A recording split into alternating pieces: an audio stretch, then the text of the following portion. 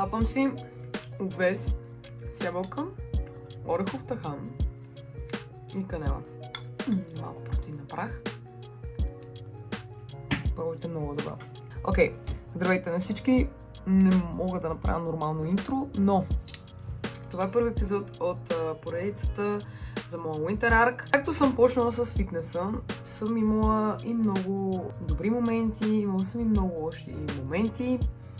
Лошите моменти по-скоро са свързани с самото хранене и всичко, но като цяло с тренировките не съм имала особен проблем.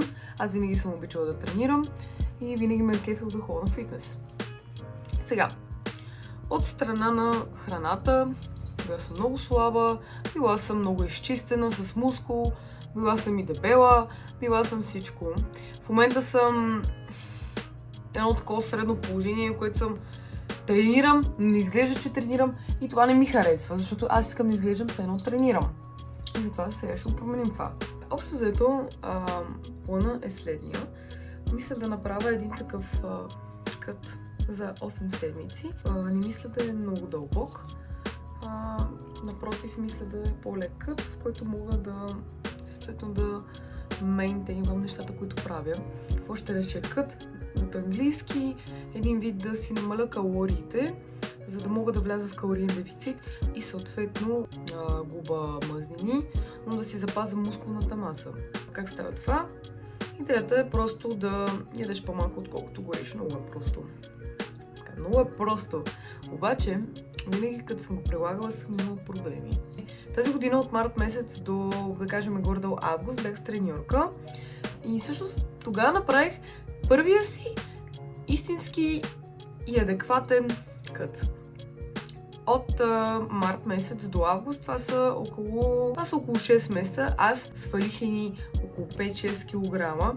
Изглеждах ето така. И към края извадих даже преса и изглеждах ето така. Само че какво се случи? Влязох в цикъл и сега не искам да го използвам като оправдание, но мисля, че на всички ме е пределно ясно, че когато влезаме в този период от месеца, метаболизъм ни се забързва, съответно сме още по-гладни и съответно аз нямах дисциплината, не се задържах и започнах да преяждам. И много бързо. Не беше много бързо всъщност. По-постепенно качих, но качих. Нали? И загубих си пресата и се чувствах ужасно съответно. И септември месец реших, че ще бъда без тренировка. Съответно, просто прекратихме работа и взех нещата си в свои ръце. Мисля, че доста добре се справих, понеже бях качила до 73, бях свалила до 69. След това се качих пак 73. Сега пак съм 70-71. Горе-долу окей. Просто го направих сама. Като не направих нищо драстично, тренирам си, хапвам си и така.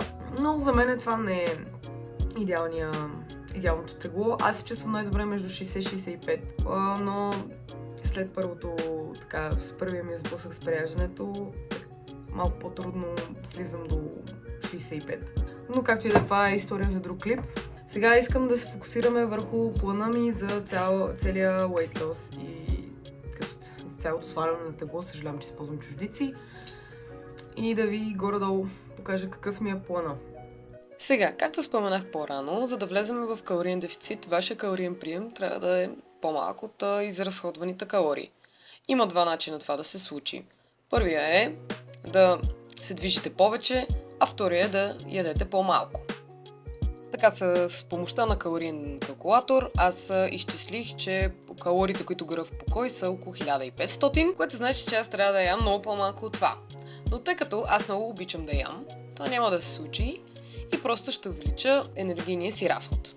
Съответно, както виждате на екраните си, калорийният калкулатор ми е показал, че ако тренирам, за да губа по половин килограм на седмица, трябва да приемам около 1700 калории, което е окей. Но за тези 8 седмици, които съм си поставила целта да сваля съответните килограми, аз ще гледам да свалям около 0,6 кг на седмица, което значи, че трябва да съм около 600-700 калории дефицит на ден.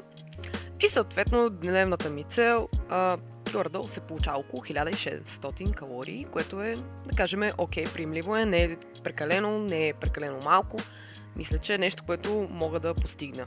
Сега, относно тренировките, аз ще продължа да тренирам както си тренирам, а именно да вдигам тежести. Просто към това ще добавя и около 20-30 минутки кардио, ходене, стълби или колело. Освен фитнеса, аз хода на въздушна акробатика, което е достатъчно интензивна тренировка, така че там няма да добавям кардио. В следващите видеа ще разкажа малко по-подробно за моят тренировъчен сплит и също така ще направя клип, в който показвам какво ям, докато съм в дефицит.